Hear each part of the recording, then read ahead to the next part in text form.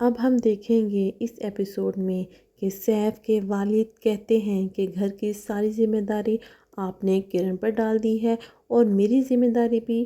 Safe کی والدہ کہتی ہیں کہ میں تو اسے منع کرتی ہوں کہ تم صرف اپنا اور سیف کا خیال رکھا کرو، یہ سارے کچن کے کام تم چھوڑ دو، پر یہ سنتی ہی کہاں ہے۔ کرن کہتی ہے کہ سارا دن فارغ ہی ہوتی ہوں اور گھر پر بھی میں ابا کی دوائیوں کا خیال رکھتی تھی، اس لیے مجھے آپ کا کام کرنے میں خوشی ہوتی ہے۔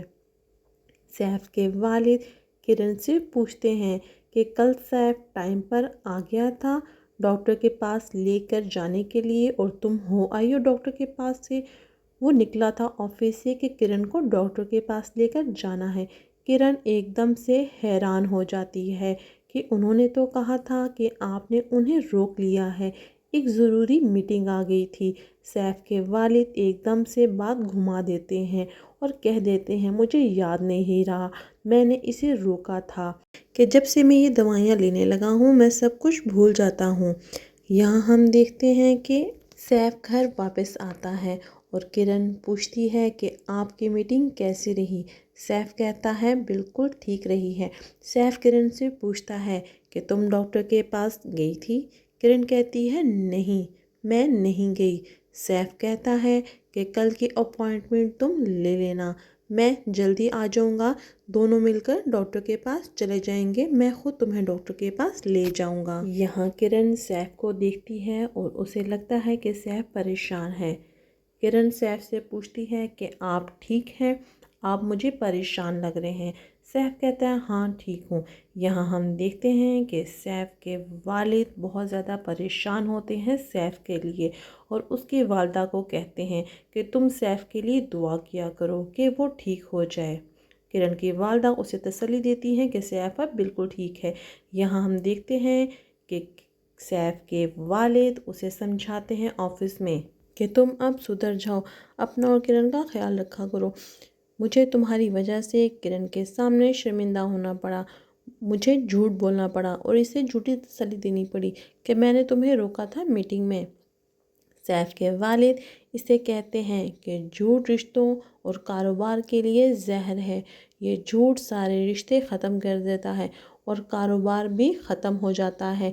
اسے کہتے ہیں کہ میری بات سنو، ایسا نہیں ہونا چاہیے نیکسٹ ٹائم، اگر ایسا ہوا تو میں تمہیں معاف نہیں کروں گا، اس دن تمہارا اس آفس میں اور گھر میں آخری دن ہوگا۔ سیف پرومس کرتا ہے اور کہتا ہے کہ نیکسٹ ٹائم ایسا نہیں ہوگا اور سوری بول کر چلا جاتا ہے۔ یہاں ہم دیکھتے ہیں کہ سیف کرن کو لے کے ڈاکٹر کے پاس آتا ہے اور ڈاکٹر انہیں کہتی ہے کہ گڈ نیوز ہے، آپ کا بیٹا ہونے والا ہے۔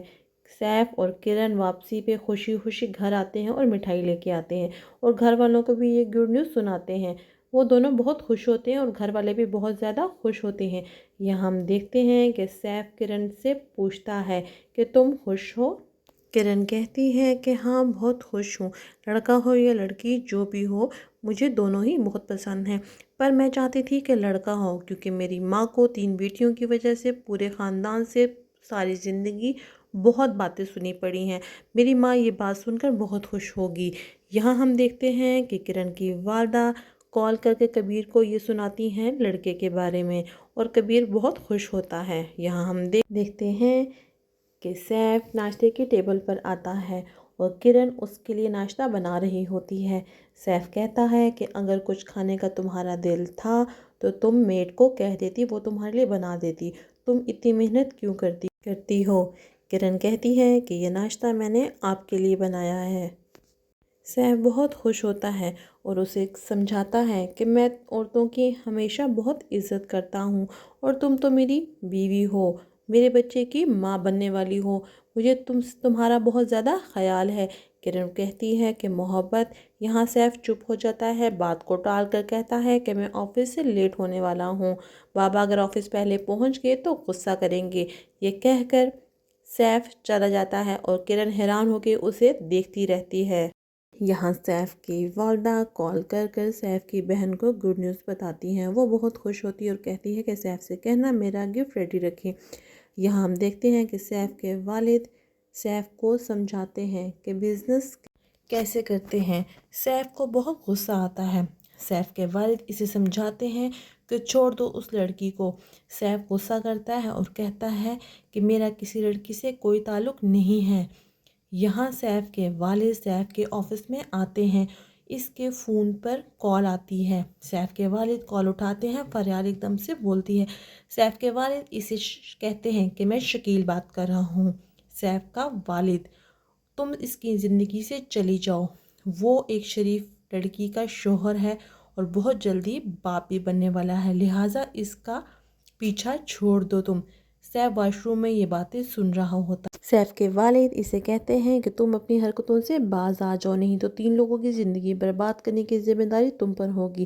سیف کے والد اسے دوسروں کی زندگی برباد کرنے سے منع کرتے ہیں اور غصہ کرتے ہیں اس پر اور کال بند کر کے چلے جاتے ہیں۔ سیف غصے میں گھر آتا ہے اور کہتا ہے کرن سے کہ میں بابا کے آفس میں کام نہیں کروں گا، وہ میرے ہر فیصلے کے اگینسٹ جاتے ہیں۔ کرن سیف کو سمجھاتی ہے کہ ماں باپ اپنے بچوں کو خوش دیکھنا چاہتے ہیں۔ سیف کہتا ہے کہ تم کون سا خوش ہو اپنے ماں باپ کی مرضی سے شادی کر کے، اور میں کون سا خوش ہوں، وہ تو فریال مجھے چھوڑ کے چلی گئی۔ اور یہ بات کہہ کے سیف ایک دم سے چپ ہو جاتا ہے۔ سیف کرن سے کہتا ہے کہ میں تمہیں کوئی تکلیف نہیں دینا چاہتا اور میرا فریال سے کوئی تعلق نہیں ہے، جو بھی تھا وہ پاس تھا۔ سیف کہتا ہے کہ آج باہر کھانا ہم کھائیں گے۔ کرن کہتی ہے کہ میں اپنے پیرنٹس سے بھی ملنا چاہتی ہوں۔ سیف کہتا ہے اوکے، جا کر تیار ہو جاؤ۔ یہاں ہم دیکھتے ہیں کہ سیف اور کرن اپنے ہونے والے بچے کی شاپنگ کرتے ہیں۔ وہ دونوں بہت خوش ہوتے ہیں اور اپنے ہونے والے بچے کے لیے ڈھیر سارے کپڑے اور ڈیفرنٹ ٹوائز اور ڈیفرنٹ چیزیں لیتے ہیں۔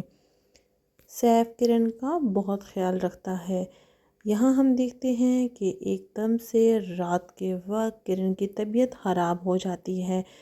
سب اسے ہاسپٹل لے کر جاتے ہیں۔ ڈاکٹر بتاتی ہے کہ بیٹا ہوا ہے، سب بہت خوش ہوتے ہیں۔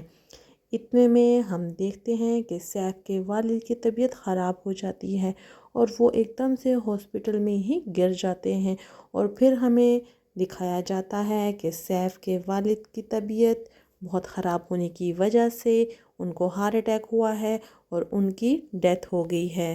If you like my video, please like, share and subscribe. Thank you so much.